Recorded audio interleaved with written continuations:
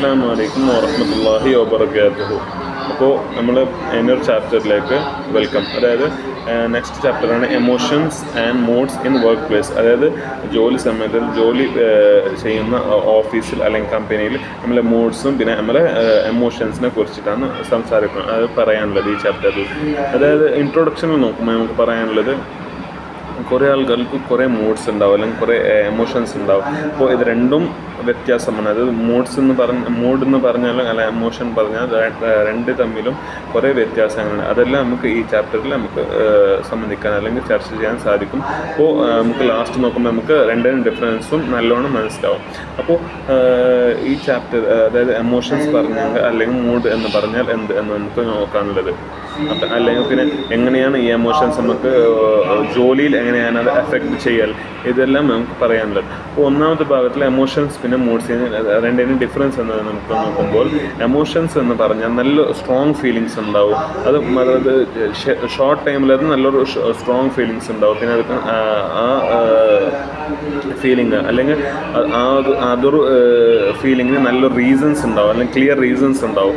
ഇപ്പോൾ നമുക്കൊരു എക്സാമ്പിൾ പറയുമ്പോൾ ഇപ്പോൾ ഏതെങ്കിലും കസ്റ്റമേഴ്സ് നമ്മളെ ജോലി കൊണ്ടിട്ട് അല്ലെങ്കിൽ നമ്മളൊരു ബോസ് കമ്പനിയിലെ ബോസ് നമുക്ക് എന്തെങ്കിലും ഇൻസൾട്ട് ചെയ്യാൽ അപ്പം നമുക്കൊരു ഇതുണ്ടാവും, ഫീൽ ഉണ്ടാവും അല്ലെങ്കിൽ ഒരു ബേജാറുണ്ടാവും. അപ്പോൾ ഇതാണ് എമോഷൻ.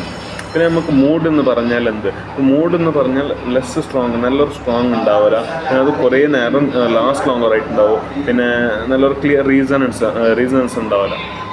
അപ്പോൾ ഇതിനെ നമ്മൾ നോക്കുമ്പോൾ ഈ എക്സാമ്പിൾസ് നോക്കുമ്പോൾ നമുക്ക് പറയാനുള്ളത് ഇപ്പോൾ നമ്മൾ സാഡായിട്ടുണ്ടാവും അല്ലെങ്കിൽ നമുക്കൊരു ലേസി ഫീൽ ചെയ്യാനാണ് നമുക്ക്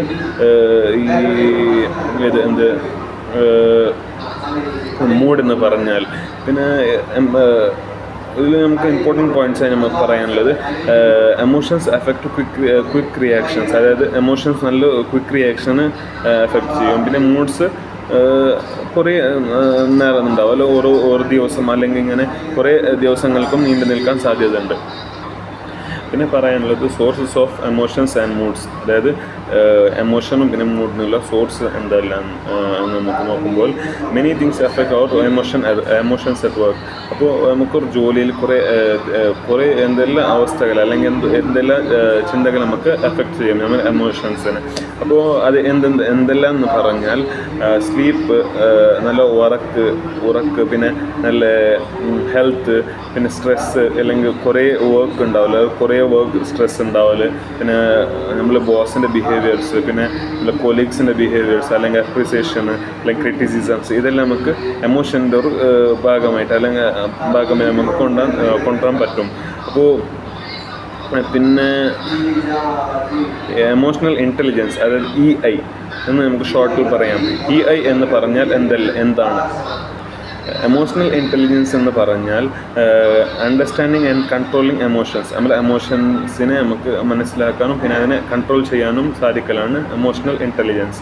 അപ്പോൾ ഈ EIനെ, അതായത് എമോഷണൽ ഇൻ്റലിജൻസിന് അഞ്ച് പാർട്സായിട്ട് നമുക്ക് നോക്കാൻ സാധ്യമാണ്. ഒന്നാമത്തേതാണ് സെൽഫ് അവയർനെസ്, അതായത് നോയിങ് ഹൗ യു ഫീൽ, അതായത് എങ്ങനെയാണ് നമുക്ക് ഫീൽ ചെയ്യൽ, അതാണ് സെൽഫ് അവയർനെസ്. സെൽഫ് കൺട്രോൾ, എങ്ങനെയാണ് നമുക്ക് മേലെ ദേഷ്യങ്ങൾ അല്ലെങ്കിൽ എങ്ങനെയാണ് നമുക്ക് നമ്മുടെ ഫീലിങ്ങിനെ കൺട്രോൾ ചെയ്യാൻ പറ്റുക. പിന്നെ മൂന്നാമത്തേതാണ് മോട്ടിവേഷൻ. പിന്നെ നാലാമത്തെ എംപത്തി ആൻഡ് അഞ്ചാമത്തേതാണ് സോഷ്യൽ സ്കിൽസ്, അതായത് എങ്ങനെയാണ് ടീം വർക്ക് അല്ലെങ്കിൽ എങ്ങനെയാണ് നല്ലൊരു കമ്മ്യൂണിക്കേഷൻ ഉണ്ടാവുക. ഇതെല്ലാം എമോഷണൽ ഇൻ്റലിജൻസിൻ്റെ 5 പാർട്സ്. അപ്പോൾ പിന്നെ പറയാനുള്ളത് EIയിൽ നമുക്ക് നോക്കുമ്പോൾ സ്ട്രെസ്സിനെല്ലാം നല്ല രീതിയിൽ ഹാൻഡിൽ ചെയ്യും. പിന്നെ നല്ലൊരു വർക്ക് ഉണ്ടാവും, ആൾക്കാരുടെ ഇടയിൽ നല്ല വർക്ക്സ് ചെയ്യും, പിന്നെ നല്ല ജോലികൾ ചെയ്യും, പിന്നെ നല്ല ലീഡേഴ്സ് ആവും. ഇങ്ങനെയാണ് പറയാനുള്ളത്. പിന്നെ പറയാനുള്ളത് എമോഷണൽ ലേബർ എന്ന് പറഞ്ഞാൽ എന്താണെന്ന് പറയുമ്പോൾ നമുക്ക് പറയാനുള്ളത് എന്താണെന്ന് ചോദിക്കുമ്പോൾ നമുക്ക് പറയാനുള്ളത് നമുക്ക് ഒരു ജോലിയിൽ നല്ല ഇൻട്രസ്റ്റ് ഇല്ല അല്ലെങ്കിൽ നല്ലൊരു ഫീലില്ല, എന്നിട്ടും നമുക്ക് അതിന് നല്ലൊരു എമോഷൻ കാണിക്കലാണ് എമോഷണൽ ലേബർ.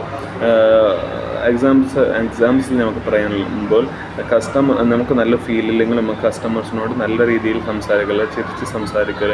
പിന്നെ നമുക്ക് ദേഷ്യം വരുമ്പോൾ നമുക്ക് നല്ല കാമായിട്ട് നമുക്ക് അതിനെ ഹാൻഡിൽ ചെയ്യാൻ പറ്റൽ. ഇതാണ് എമോഷണൽ ലേബർ. അപ്പോൾ ഇതിന് 2 ടൈപ്സ് ഉണ്ട്. സർഫേസ് ആക്ടിങ്, അതായത് സർഫേസ് ആക്ടിങ് എന്ന് പറയുമ്പോൾ ഫേക്ക് സ്മൈൽ, അതായത് ഫേക്കായിട്ടുള്ള ചിരി കൊടുക്കൽ, അല്ലെങ്കിൽ ഫേക്കായിട്ട് നമുക്ക് ഓരോട് നല്ല രീതിയിൽ, അതായത് ഫേക്ക് എന്നിട്ടും ഓരോട് നല്ല രീതിയിൽ നമുക്ക് പെരുമാറാൻ സാധിക്കലാണ്. ഡീപ്പ് ആക്ടിങ്, അതായത് ട്രൈ ടു ഫീൽ കാം. നമുക്ക് എത്ര ദേഷ്യം എന്നാലും നമുക്ക് കാമായിട്ട് ഫീൽ ചെയ്യാൻ പറ്റും. ഇതാണ് എമോഷണൽ ലേബർ. ലാസ്റ്റ് നമുക്ക് പറയാനുള്ളത് മാനേജിങ് എമോഷൻസ് അറ്റ് വർക്ക്. എങ്ങനെയാണ് നമുക്ക് ജോലിയിൽ എങ്ങനെയാണ് നമ്മൾ എമോഷൻസിനെ മാനേജ് ചെയ്യലെന്നാണ് നോക്കുമ്പോൾ പറയാനുള്ളത്. ഒരു ടിപ്സാണ് ഈ ചാപ്റ്റർ പറയുന്നത്, ലാസ്റ്റ് പറയുന്നത്.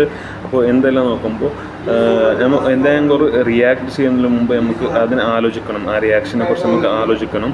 പിന്നെ പറയാനുള്ളത് വേറെ ആൾക്കാരെ നമുക്ക് അണ്ടർസ്റ്റാൻഡ് ചെയ്യാൻ പറ്റലാണ്. പിന്നെ നല്ല ട്രസ്റ്റഡ് പീപ്പിളിനോട് സംസാരിക്കലാണ്. പിന്നെ ചെറിയൊരു ബ്രേക്ക് എടുക്കൽ, ചെറിയൊരു ഇളവ് എടുക്കലാണ്. പിന്നെ ഡു ആക്ടിവിറ്റീസ്, അതായത് നല്ലൊരു ആക്ടിവിറ്റീസ് ചെയ്യലാണ്, നല്ല സന്തോഷത്തിൽ ആക്ടിവിറ്റീസ് ചെയ്യലാണ്.